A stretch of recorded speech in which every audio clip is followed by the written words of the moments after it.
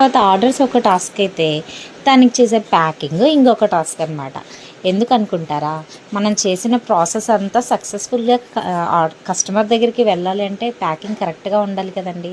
So ఒకటికి రెండు సార్లు చెక్ చేసి దాంట్లో ఏది లీక్ అవ్వకుండా మంచిగా ప్యాకింగ్ అయితే చేసి ఆర్డర్ని కస్టమర్ వరకు సేఫ్గా వెళ్ళేలాగా మనం చూడాలి. సో అంత బాగా రావాలి అంటే ఆహా ఫుడ్స్ మరి జాగ్రత్తలు అయితే తీసుకుంటుంది కదండి.